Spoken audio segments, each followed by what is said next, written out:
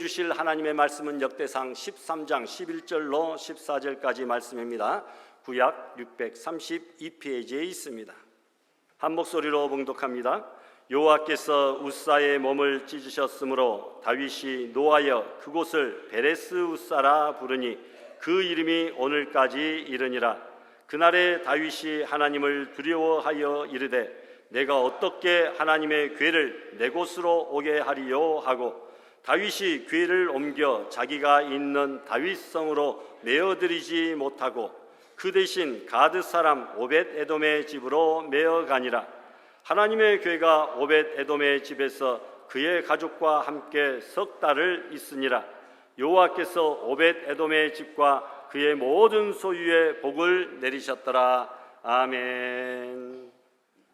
사랑과 은혜가 한없이 풍성하신 창조주 하나님 아버지, 온 우주 만물을 다스리시며 언제나 변함없는 사랑으로 우리를 돌보아 주시는 크신 이름에 온 마음을 다해 영광과 경배를 드립니다.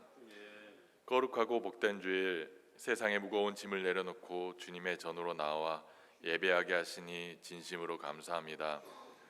이 시간 저희가 드리는 예배를 기쁘게 흠양하여 주시옵소서. 거룩하신 주님, 이 시간 십자가의 보혈 앞에 저희의 허물과 죄를 고백합니다. 때로는 세상의 바쁨을 핑계로 온전히 헌신하지 못했던 우리들의 연약함을 용서하여 주시옵소서. 또한 우리 모든 성도들이 지난 한 주간 세상 속에서 말씀대로 살지 못했던 순간들이 있다면 이 시간 긍휼을 베풀어 주시옵소서. 우리에게 정결한 마음을 주시옵시고 내 안에 정직한 영을 새롭게 하시고 주님의 앞에서 나아갈 수 있도록 주여 인도하여 주시옵소서.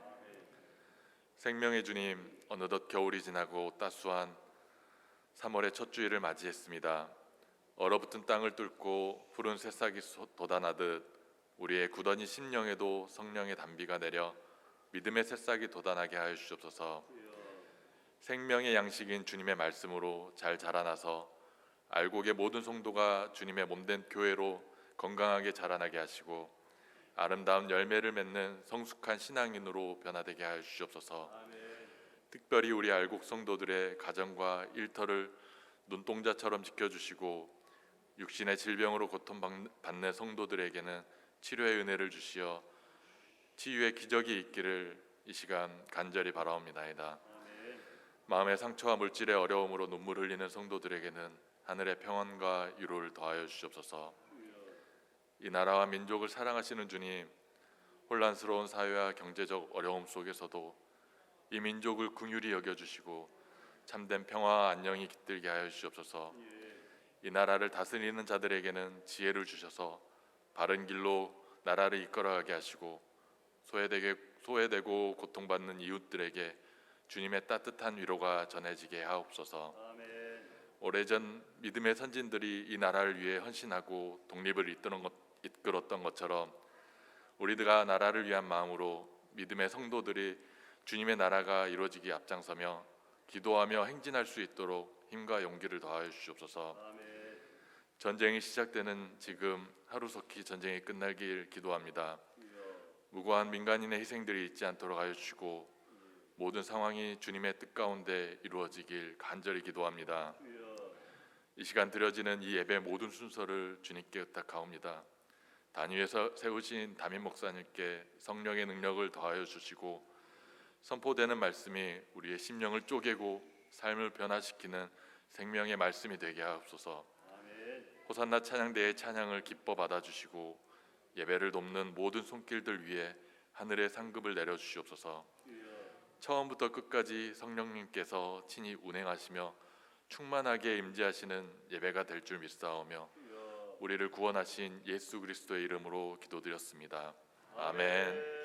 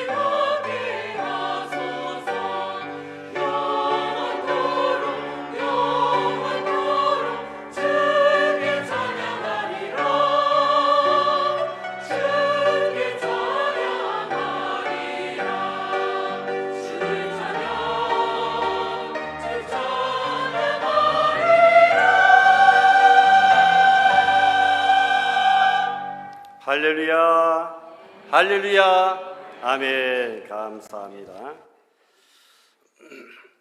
우리 찬양대 지휘자 또 찬양 사역자들이죠. 우리 찬양대원들 시기와 징조와 때도 알고 3월의 첫째 주에 이 봄의 계절에 어떤 찬양으로 하나님께 영광 돌릴까 기도 많이 하고 고민하고 준비하셨다가 또 아름다운 곡으로 하나님께 영광을 돌립니다. 다 영감이 있는 아름다운 찬양이고 선곡입니다.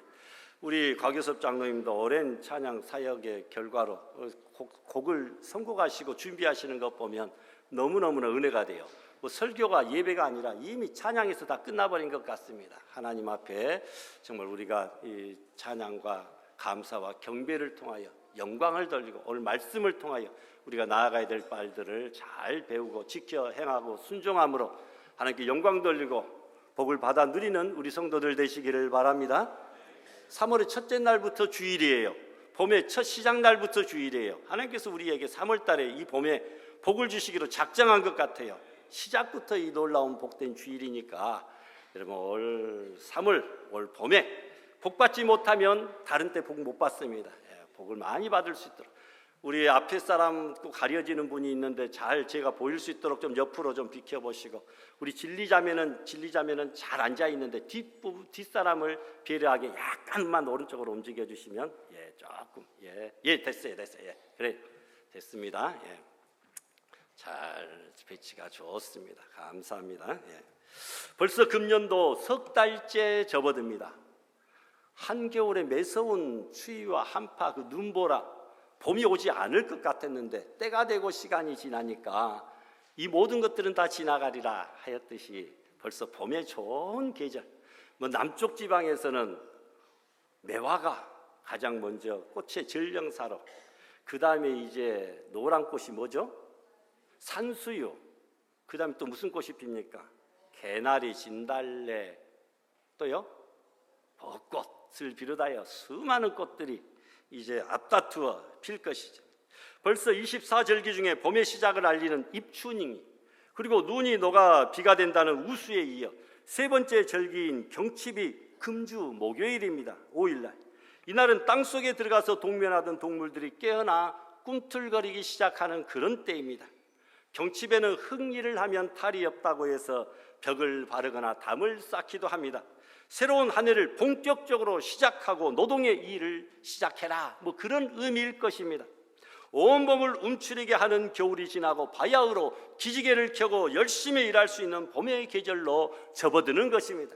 아직도 우리가 겨울의 마음을 가지고 움츠러드는 그런 신앙해서는 안 되겠다. 무엇인가 변화가 되고 새로워지고 튕겨나가고 출발하는 그런 역사가 있어야 됩니다. 우리 교회도 주님 앞에 움츠러들었던 신앙의 기지개를 켜고 맡은 바 사명과 직분을 잘 감당하며 충성하는 복된 예배자 귀한 성도들이 될 수 있기를 바랍니다. 한 해를 시작하는 1월, 2월, 3월 첫 석 달은 참으로 중요한 것 같아요. 뭐 다른 달들도 물론 중요하지만 한 해를 시작하는 첫 석 달 1월, 2월, 3월 참으로 중요합니다. 첫 단추를 잘못 끼우면 마지막 단추는 끼울 구멍이 없는 것처럼 모든 것의 시작은 참으로 중요합니다. 시작이 잘 되면 거의 대부분의 일들은 특별한 경우가 아니고서는 잘 될 수밖에 없습니다. 그래서 시작이 절반이다 이런 말도 있습니다.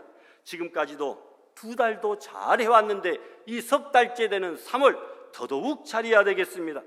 그런데 만약 석 달을 3개월을 열심히 잘 하였더니 자기 당대뿐 아니라 자손 대대로 형제들까지 자기의 모든 소유물에게까지 큰 축복이 이어졌다라고 하는 그런 일이 있다고 한다면 우리가 관심이 확 쏠리지 않겠습니까? 그것만큼 수지 맞는 장사가 어디 있겠습니까? 3년도 아니고 석 달을 열심히 잘 노력해서 감당했더니 일평생 자식과 후손들까지 먹고 살 만한 놀라운 축복이 생겼다. 대단한 사건이겠죠. 오늘 그 이야기가 오늘 본문에 나와 있는 그런 내용입니다. 잘 한번 살펴보시기를 바랍니다. 이스라엘은 늘 강대국 블레셋에 시달렸습니다. 엘리 제사장의 두 아들 홈니와 비느하스는 하나님의 임재를 상징하는 법궤를 가지고 나가 블레셋과 전쟁을 하면 하나님께서 우리를 기뻐하사 이기게 해 주실 것이다 라고 하는 신앙적인 생각 아닙니다. 미신적인 그 생각을 가지고 갔습니다. 열심히 싸우지도 준비하지도 않았는데 법궤만 가지고 가면 하나님이 우리를 이기게 하실 것이다. 삶은 엉터리로 살면서 법궤만 가지고 가면, 시험 공부를 하나도 하지 않고서 하나님 앞에 기도하고 십자가 목걸이 차고 성경책만 소지하고 가면 시험을 잘 보고 합격하게 될 것이다. 이건 미신적인 생각이죠. 그런 마음을 가지고 법궤를 가지고 나갔으니 전쟁에 승리하겠습니까? 대패하고 맙니다. 블레셋에게 법궤까지 빼앗기고 맙니다. 이스라엘의 보물인 법궤를 빼앗겼습니다. 그러나 법궤를 빼앗아간 블레셋은 법궤 때문에 다곤 신당이 회파되고 오히려 독한 종기와 재앙 전염병으로 인해 많은 인명피해, 물적 피해를 당하고 말았습니다. 하나님을 믿지도 않으면서 하나님의 법궤를 보관하기란 너무나 부담스러워서 법궤 때문에 우리가 이런 고난을 당하는구나, 다시 이스라엘로 돌려보내야 되겠다. 그러나 사울 왕은 믿음이 없던 왕이라 법궤에 별 관심이 없었습니다. 그래서 블레셋에서 반환된 법궤는 실로의 장막으로 옮겨지지도 못하고 아비나답이라고 하는 사람의 집에 무려 20년간이나 보관되었는데, 보관이 아니라 사실상 버려두고 방치된 것이나 다름없었습니다. 사울 뒤를 이어 다윗이 왕이 되었습니다. 다윗이 왕이 되자 제일 먼저 한 일은 법궤를 예루살렘으로 옮겨 하나님의 성전을 짓고 싶어 한 것이었습니다. 그래서 무려 3만 명을 동원시켜서 법궤를 운반하게 되었다고 사무엘하 6장 1절에 기록되어졌고, 그 사람들을 동원하는 그 일은 오늘 본문 1절 이하에 자세하게 나와 있는 것을 보게 됩니다. 여러분, 수레를 새로 만들어서 하나님의 법궤를 실었습니다. 아효가 수레를 끌었습니다. 우사가 수레 뒤를 따랐습니다. 그런데 예상치 못하던 일이 벌어졌습니다. 나곤의 타작마당에 왔을 때에 수레를 끌던 소들이 갑자기 날뛰기 시작합니다. 뒤에 있던 우사가 법궤가 떨어질까 두려워서 법궤를 얼른 손으로 붙잡았습니다. 아주 좋은 일을 했는데 순간 우사는 하나님께서 치심으로 그가 죽고 말았습니다. 하나님의 법궤는 손을 댈 수 없는 거룩하고 신비한 성물이었기 때문입니다. 레위기서에 나오는 법궤 운반법에 따르면 아무나 손으로 법궤를 들고 옮겨서는 안 되고, 특별히 구별된 레위 자손이 채에다가 하나님의 궤를 꿰어서 어깨에 메고 운반하도록 되어 있었기 때문입니다. 법을 무시하고 인간적인 방법으로 그 법궤를 옮기다가 그것도 모자라 죄인된 인간이 그 법궤를 만지다가 죽게 된 것입니다. 법궤를 기쁨으로 나르던 3만 명은 슬픔에 쌓여서 우사의 장례식을 치를 수밖에 없었습니다. 다윗은 법궤를 예루살렘으로 가지고 오려던 계획을 취소할 수밖에 없었습니다. 모두가 법궤를 옮기기를 두려워했기 때문입니다. 나도 잘못해서 법궤 옮기다가 우사처럼 저렇게 죽는 거 아니야? 이때 법궤를 오베데돔이 자기 집으로 옮겨다가 보관하였습니다. 그리고 한 달, 두 달, 석 달이 지났습니다. 불과 석 달 만에 법궤를 잘 모신 오벳에돔의 온 집에 큰 축복이 임하게 되었다고 하는 말씀이 오늘 본문의 말씀입니다.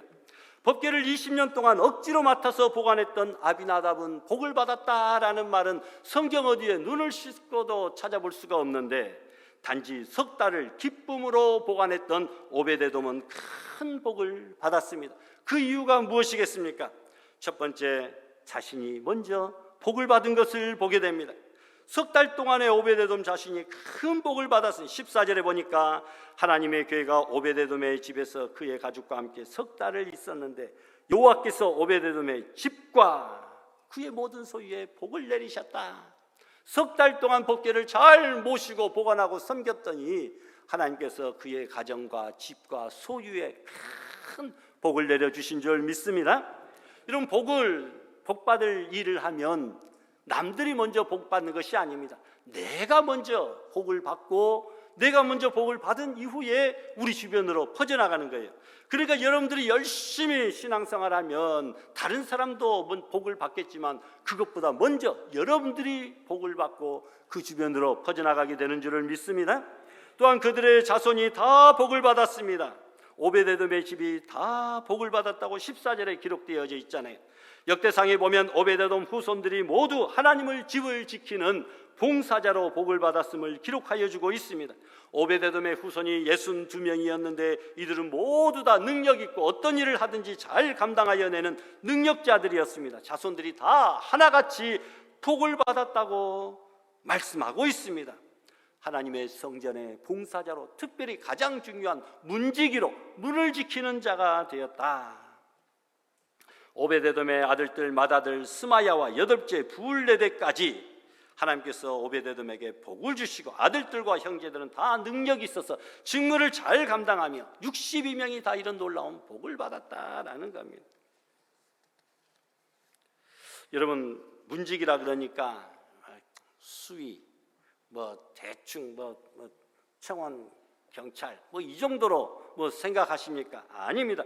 시편 84편 10절에 보니까 주의 궁정에서의 한 날이 다른 곳에서의 첫날보다 나은즉 악인의 장막에 사는 것보다 내 하나님의 집에 무엇으로 있는 것이 좋다고요? 문지기로 있는 것이 좋다. 여러분, 하나님의 집의 문지기는 얼마나 대단히 거창한 직분입니까? 오벳에돔 한 사람이 헌신하였더니 그의 온 집안 식구들, 후손들, 형제들까지 62명이 다 대대로 하나님의 성전의 봉사자로서 아름다운 복을 받게 된 줄로 믿습니다. 또한 오베데돔의 모든 소유가 다 복을 받았습니다. 14절에 보니까 그의 모든 소유의 복을 내리셨더라 말씀하고 있습니다. 사람만 복을 받은 것이 아니에요. 그의 모든 소유물에게까지 집도 복을 받고 차도 복을 받고, 여러분, 우리의 사업장도 복을 받고 농장도 복을 받고 작물도 복을 받고 모든 것이 다 복을 받게 된다. 또한 여러분, 형제들이 복을 받았습니다. 26장 역대상 8절에 보니까 그의 아들들과 형제들이 다 62명이 복을 받았다. 여러분, 형제까지 복을 받는 역사, 한 사람만 잘 돼도 그의 온 집안이 부흥하고 역사가 일어납니다. 로또 복권 당첨되면 그의 온 집안이 복을 받습니까? 아닙니다. 부부끼리도 안 알려주고 몇 년을 지내온 그런 사람들도 있더라고요. 부부가 몰래 쓰고 자녀들한테도 안 주고 부모 형제들에게도 안 주고, 여러분, 친구들에게도 입 딱 씻어버리고, 여러분, 세상에 로또 같은 큰 복도 온 형제, 자녀, 후손들이 복받았다는 이야기를 들은 적이 없습니다. 그런데 오베데돔 한 사람이 하나님의 집에서 충성하고 헌신하였더니 형제들과 자녀손들 모두가 복을 받게 된 줄로 믿습니다. 여러분이 오베데돔의 그 주인공이 될 수 있기를 부탁합니다. 여러분, 3년도 아니고 석 달 만에 엄청난 축복의 역사를 이룰 수 있음을 오베데돔은 우리에게 분명히 알려주고 있습니다. 우리는 믿은 시간이 너무나 짧아서요. 아닙니다. 여러분, 석 달 만에도 이런 놀라운 복을 받을 수가 있다니까요. 여러분, 그 주인공이 될 수 있기를 바랍니다. 오베데돔이 석 달을 잘했더니 그렇게 복을 받은 이유가 무엇입니까? 첫 번째로, 남이 하기, 무슨 말이에요? 하기 싫어하는 일을 하였기 때문이다. 주보 뒤편에 보면 또 요약된 내용이 나와 있습니다. 여러분, 법궤를 운반하다가 웃사가 죽자 사람들은 다 그 법궤를 만지기를, 운반하기를 무서워합니다. 심지어 다윗도 법궤 모시기를 두렵게 생각했습니다. 12절 말씀 보니까 그날의 다윗이 하나님을 두려워하여 이르되 어떻게 법궤를 내 곳으로 모시고 올까 두려워했다는 겁니다. 그리고 법궤를 보관하기를 즐겨하지 아니하고 13절에 보니까 다윗이 궤를 옮겨 자기가 있는 다윗성으로 메어들이지 못하고 그 자기의 평생의 소원, 법궤를 빼앗겼던 법궤가 하나님의 집으로 옮겨오기를 그렇게 간절히 소원했는데 메어들이지 못하고 그 대신 가드 사람 오벳에돔의 집으로 메어가니라. 오벳에돔이 우리 집에 주세요라고 말도 하지도 않았는데 억지로 그 집에 떠맡겨 버린 겁니다. 너희 집이 좀 가깝구나, 너희 집에 좀 보관 좀 해라. 여러분, 남들이 즐겨하지 않는 일을 하는 사람을 하나님은 기뻐하신다라는, 그리고 축복하십니다. 다윗도 마찬가지입니다. 남이 하기 싫어하는 일을 하여 큰 복을 받은 사람입니다. 사무엘에게 하나님의 말씀이 임합니다. 이새의 아들들 8명 중에 사울 왕을 이어서 왕으로 삼으라. 그 중에 한 명을 삼으라는 겁니다. 그래서 사무엘이 이새의 집으로 갔습니다. 자녀들 8명이 모두 들에서 양을 치고 있었습니다. 그들을 불렀더니 7명의 형들이 왕이 되고 싶어서 쪼르륵 달려갑니다. 그리고 막내 다윗에게, 야, 너는 와봤자 안 될 것이 뻔하니까 너는 여기 남아서 양떼나 좀 잘 좀 지키고 보호해라. 그래서 다윗은 혼자서 양을 다 맡고 있었습니다. 다윗이 이렇게 말할 수도 있겠죠. 형님들, 우리 형제 중에 왕을 뽑는다고 한다면 그것이 형들일지 나일지 어떻게 압니까? 종들이 있으니까 잠깐 종들에게 맡겨놓으면 안 되겠습니까? 작은 고추가 맵다는 말 못 들어봤습니까? 나도 갈래요 하면서 우길 수 있었을 거예요. 요즘 막내가 우기면 윗사람들 꼼짝도 못 하잖아요. 그러나 다윗은 남이 하기 싫어하는 일, 형들이 맡기 싫어하는 양치는 일을 하였다가 결국은 이스라엘의 2대 왕으로 등극했는데 오벳에돔과 같은 축복입니다. 남들이 하기 싫어하는 그 일을 맡았더니 석 달 만에 복을 받았다라는 겁니다. 아침이면 일찍 일어나 하나님께 기도드리고 열심히 봉사하며 일하는 랍비가 있었습니다. 그는 늘 회당지기가 새벽에 문을 열 때면 제일 먼저 나와 기도합니다. 우리 교회도 3시 반만 되면 추운 겨울이나 비 오는 여름이나 무더운 날씨나 상관없이 3시 반만 되면 주님 앞에 나와서 기도하는 권사님이 계십니다. 어느 추운 겨울이었습니다. 회당지기가 문을 여는데 와서 문이 열리기를 그 랍비는 기다리고 있었습니다. 랍비님, 이렇게 일찍 기도하러 오셨나요? 비가 올 정도로 추운 날씨인데요. 일찍이라고 그랬나? 네, 지금 너무나 일찍이죠. 그런 말하지 말게나. 오늘 새벽에 일어났더니 마귀는 벌써 내 옆에 와 있었네. 그리고 너무 추운 날이니 오늘만큼은 쉬고 편안하게 더 자라고 말해 주었지. 그때 나는 소리를 질렀다네. 나는 아직도 일어나지도 못했는데 너는 벌써 이곳까지 와서 깨어있지 않느냐. 이 버리장머리 없는 놈아, 너는 일찍 일어나 유혹하고 나는 누워 유혹을 당하라는 말이냐. 너는 내 고향 지옥으로나 돌아가라. 그리고 이렇게 기도하러 뛰어왔다네 라고 말을 했습니다. 여러분, 베드로전서 보니까 근신하라 깨어라. 너희 대적마귀가 우는 사자같이 두루다니며 삼킬 자를 찾나니. 마귀는 우리보다도 더 열심을 갖고 삼킬 자를 찾기 위하여 돌아다니는 세상에 우리가 게을러서야 되겠습니까? 여러분, 다른 사람이 하기 싫은 것을 하는 사람을 하나님은 축복합니다. 마태복음 27장 보니까 시몬이란 구레네 사람이 로마 병정들이 억지로 그를 끌어다가 예수 그리스도의 무거운 십자가를 같이 메고 가게 그에게 십자가를 지웠다라고 하는 말씀이 나옵니다. 하기 싫어 억지로 한 일이 나중에 복이 되는 경우가 얼마든지 있죠. 십자가를 억지로 지고 갔던 구레네 시몬은 억지로 십자가를 진 후에 예수님과 그 십자가를 바로 곁에서 지으면서 예수님의 피 흘리는 모습, 그 처량한 눈망울, 그리고 거친 숨소리, 그리고 도리어 자기를 위로하고 격려하는 그 모습, 그 비굴하지도 아니하고 그 근엄하게 꿋꿋하게 맡은 바 사명을 죽기까지 감당하는 그 모습, 숨소리, 눈망울을 옆에서 같이 지켜보고 십자가를 지고 골고다 언덕으로 올라갔던 그 구레네 사람 시몬이 원하지도 아니하였지만 억지로라도 지고 간 그 십자가로 인하여 예수님을 만나 뵙고 나중에 초대교회의 위대한 지도자가 되었다라고 하는 그 사실을 우리는 너무나 잘 알고 있습니다. 오베데돔도 원치는 않았지만 다윗이 법궤를 자기 집에 메어다가 억지로 맡겨놓으니 잘 모셔드렸습니다. 웃사가 궤를 잘못 만짐으로 하나님의 신노로 몸이 찢어져 죽은 사실을 알고 있음에도 불구하고 법궤를 모신 것은 대단한 용기와 믿음이 아닐 수 없다라는 거죠. 그래서 썬다싱은 십자가 속에는 복이 숨어 있다, 이런 말을 했습니다. 십자가 속에, 고난 속에, 눈물 속에, 한숨 속에 여러분 복이 숨어 있는 줄을 믿습니다. 은혜받고 자원하여 십자가를 진 사람에게는 물론이지만 억지로라도 십자가를 진 사람들, 억지로라도 사명 직분 맡아 감당하고 있는 사람들에게 반드시 하나님의 축복이 보상으로 주어지게 되는 줄을 믿으시기를 바랍니다. 남이 하기 싫어하는 그 일을 찾아서 억지로라도 내 자신을 말씀으로 쳐서 복종시키고 감당하는 자에게 오베데돔과 같이 큰 복이 임한다. 교사로 임명받았습니다. 하기 싫을 때도 있습니다. 그러나 교사이기 때문에 억지로라도 아침 일찍부터 나와서 미리 준비한 그 말씀, 아이들에게 생명의 말씀 가르치고 지도하는 그 일, 찬양대로 항상 마냥 좋기만 하겠습니까? 그러나 억지로라도 이것이 내 사명이다라고 받아가지고 감당하다 보니까 믿음이 생기고 은혜를 받고 하나님께서 재능도 주시고 모든 것들이 그 아름다운 화음처럼 향기나는 복된 생애로 변화시켜 주시고 기관의 임원들도 뭐 순서 따라 맞는 것이라 해가지고 억지로라도 맡아서 해봤더니 하나님께서 은혜를 주시고 복을 주셔서 여러분 직분 잘 감당하고 났더니 하나님께서 나의 믿음이 이만큼 성장하게 하시고 큰 은혜와 복을 받게 하여 주셨다고 하는 귀한 사실을 기억할 수 있기를 바랍니다. 두 번째, 오베데돔이 석 달 만에 복을 받은 것은 그가 변치 않는 믿음을 가졌기 때문입니다. 하나님의 법궤를 석 달 모시고 살면서 큰 복을 받았습니다. 그 후 다윗이 법궤를 예루살렘으로 운반할 때에 법궤를 따라 오베데돔의 가정이 예루살렘으로 이사를 갑니다.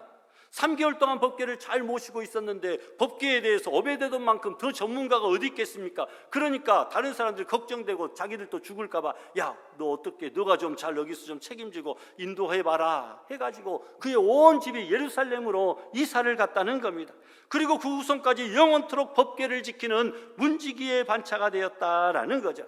역대상 16장에 다윗이 오베데돔과 그의 형제 68명을 문지기로 삼고, 여러분 석 달 잘 감당했더니 일평생 먹고 살 만한 놀라운 축복을, 그 사명을, 직분을, 달란트를 하나님께서 주신 것이죠. 그의 후손들이 영원히 이 일을 감당할 수 있도록 변치 아니하는 그런 은혜를 베풀어 주신 줄 믿습니다. 한결같이 변함없이 시종여일 꾸준히 줄곧 늘 초지일관, 여러분 오베데돔과 그의 후손들이 그의 법궤를 지키는 사명을 잘 감당한 줄로 믿습니다.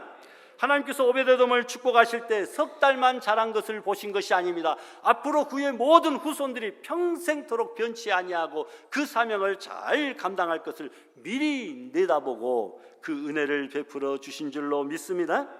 여러분 한 사람을 볼 때 뭐 10가지, 20가지 다 볼 필요가 없습니다. 하나만 제대로 보면 된다.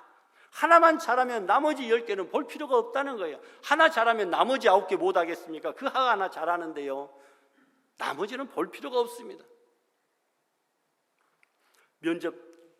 면접관이 어떤 사람을 합격시킬까 많은 사람을 보았는데 말 잘하고 똑똑하고 잘생기고 돈 많고 재주 많고 재능 있고 면허증 많은 사람 뽑지 않았습니다. 좀 어설프고 볼품없고 실력은 좀 학벌도 좀 딸리지만 여러분 면접장에 와가지고 잘 대답 잘하고 착실하게 대답 잘하고 나갈 때 그가 앞쪽에 구석재에 떨어져 있는 그 휴지 조각, 그 덩어리 종이 조각 구겨진 거, 그것이 눈에 거슬려서 나가는 길에 잠깐 돌아서 그거 휴지 주워서 바깥으로 나가는 그 한 명의 대상자를 그 면접관이 합격시켜 주었다고 하는 유명한 일화가 있어요. 이것 하나 보니까 회사를 앞으로 잘 아끼고 직분을 잘 감당하겠구나 라고 하는 사실입니다. 이것 하나를 보면 10개를 안다는 겁니다. 법궤를 잘 모시고 섬긴 것을 보면 나머지도 후손들도 잘할 것으로 인정하게 되었다라는 겁니다. 하나를 보면 그 사람의 됨됨이나 근본을 알 수 있습니다. 뭐 면접 볼 때 뭐 선보고 맞선보고 뭐 소개팅하고 그럴 때 다른 거 뭐 다 보지 말고 딱 하나만 봐도 뭐 신앙 하나를 보든지 인격 하나를 보든지 성품 하나를 보든지 배려심 하나를 보든지, 여러분 작은 일에 충성한 사람은 큰 일에도 충성합니다. 그래서 디테일 속에 악마가 있고 디테일 속에 신이 있다, 이런 말이 있습니다. 아주 작고 사소한 그것 하나를 보면 그 사람의 성품이나 인격이나 믿음을 알 수 있다는 거죠. 마무리 한 끗 차이가 전체의 퀄리티를 좌우하고 바꾸게 됩니다. 가장 사소한 예의가 그 사람의 가장 깊은 교양을 말해줍니다. 모든 큰 일은 아주 작은 시작에서 비롯되어집니다. 우리가 마주하는 매 순간이 그 진심이 나의 전부를 대변해 준다라고 하는 사실을 깨닫고, 여러분 작고 사소한 일, 우리가 큰 일을 맡아도 변치 아니하고 하나님 앞에 잘 감당하는 변치 않는 우리의 믿음과 신앙생활 될 수 있기를 부탁합니다. 솔로몬이 말합니다. 의인은 어떤 사람이냐? 7번 넘어질지라도 8번째 다시 일어나는 사람, 그 사람이 의인이다. 그런데 악인은 어떤 사람이냐? 재앙 한 번 당해서 넘어지면 일어나지 않는 사람, 그 사람이 악인이다라고 말을 합니다. 우리는 의롭게 사는 사람을 의인이라고 부릅니다. 그러나 솔로몬이 생각하는 의인의 개념은 그것이 아닙니다. 의롭게 사는 이가 의인이 아니라 7번 넘어져도 8번 일어나는 이, 다시 말하면 고난과 역경 속에서도 변치 아니하고 꾸준히 자기의 직분과 사명을 잘 감당하며 열심히 일하는 사람을 솔로몬은 의인이라고 불렀어요. 1월달에 열심히 하다가 고꾸러져 가지고 더 이상 일어나지 않으면 의인이 아니라 악인이라고 말하죠. 1월달에 열심히 하려다가 실수하고 실패하고 게을러지고 연약하고 무능해서 넘어져도 2월달에 다시 일어나고 또 넘어져도 3월달에 다시 일어나고 7번, 8번째 다시 일어나서 끝까지 변치 아니하고 사명을 감당하는 사람, 그 사람이 의인인 줄 믿으시기를 바랍니다. 아브라함이 그런 믿음의 사람이었습니다. 하나님께서 아브라함을 의롭게 여기신 이유를 분명히 바울은 지적해주고 있습니다. 아브라함이 바랄 수 없는 중에 바라고 믿었으니 그가 100세가 되어도 자기 믿음이 약하여지지 아니하고 믿음에 견고하여져서, 로마서 4장에 있는 말씀 올려주세요. 하나님께 영광을 돌리며 약속하신 그것을 또한 능히 이루실 줄을 확신하였으니 이것을 저에게 의로 여기셨다라고 분명히 말씀하고 있습니다. 아브라함의 믿음이 어떤 어려운 열악한 상황 속에서도 변치 아니하고 끝까지 약속하신 그것을 믿어서 약속하신 것을 다 받아 누리고 하나님께서 이것을 그의 의로 여기셨다라는 것이죠. 이런 믿음은 꿈을 주고 용기는 시작하게 하고 끈기는 성취하게 만듭니다. 성경에서 제일 변치 않고 믿음 그대로 살아간 일을 보려면 욥을 보면 됩니다. 욥은 동방에서 가장 의인이었습니다. 가장 경건하고 최고로 깨끗하게 철저하게 번제를 드립니다. 그럼 그에게 그럴 수가 있을까 할 정도로 처절한 비극이 생깁니다. 자녀 10명이 모여 생일 파티하다가 한꺼번에 압사당하여 지붕이 무너져 죽습니다. 하루는 적군들이 몰려와서 그 많던 재산을 다 빼앗아갑니다. 엎친 데 겹친 격으로 건강하던 몸에 병이 들어 잿더미에 앉아 기왓장으로 자기의 몸을 벅벅 긁고 있습니다. 심지어 나중에는 사랑하는 아내조차 욕하며 도망치고 말았습니다. 도와줄 아내도 자식도 종들도 친구도 없이 혼자 잿더미에 앉아 흐르는 고름을 입으로 빨아내야 했습니다. 동방 최고의 사람이 동방 최하의 사람으로 떨어지고 말았습니다. 그러나 욥의 믿음은 변치 않았습니다. 이 모든 일에 어떻게 했다고요? 욥기 1장 23절에 욥이 범죄하지 아니하고 하나님을 향하여 어리석게 원망하지 아니하였다. 그때 욥의 아내가 말합니다. 당신이 그래도 자기의 순전을 굳게 지키느냐? 하나님을 욕하고 차라리 죽어버리라. 욥이 말합니다. 그대의 말이 어리석은 여자 같도다. 하나님께 복을 받았은즉 재앙도 받을 수 있지 않겠느냐 하면서 입술로라도 하나님 앞에 범죄치 아니하였다라고 말합니다. 욥은 죽음의 위기 고난 속에서도 변치 않는 믿음을 가졌습니다. 오베데돔이 석 달 만에 복을 받은 것은 그의 변치 않는 믿음입니다. 작년의 믿음, 10년 전의 믿음, 초신자 때의 믿음, 연초의 믿음, 집사 때의 믿음, 어려웠을 때의 그 믿음, 그때는 충성하고 헌신하고 열정적으로 봉사하고 사명 감당했는데 조금 먹고 살만하고 조금 된 것 같고 조금 연륜이 쌓이고 조금 높아지다 보니까 부유해지다 보니까 그 모든 것들 다 잊어버리면 안 됩니다. 변치 않는 오베데돔의 믿음을 소유하시는 성도들이 되시기를 바랍니다. 여러분, 마지막으로 석 달 만에 오베데돔이 복을 받은 것은 그의 이름대로 살았기 때문이다라는 것. 오베데돔의 이름의 뜻이 무엇입니까?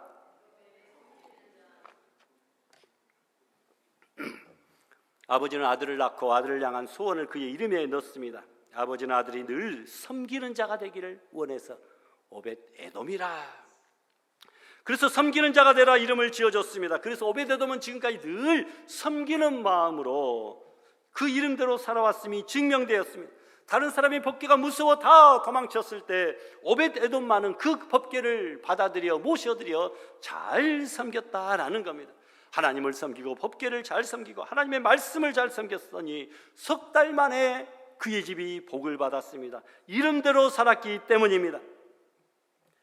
이름은 좋은 이름을 가졌는데 이름대로 살지 못하는 우리 성도들이, 이 사람들이 이 세상에 얼마나 많습니까? 우리의 이름대로만 살았어도 우리는 세상에서도 복을 받게 될 줄 믿습니다.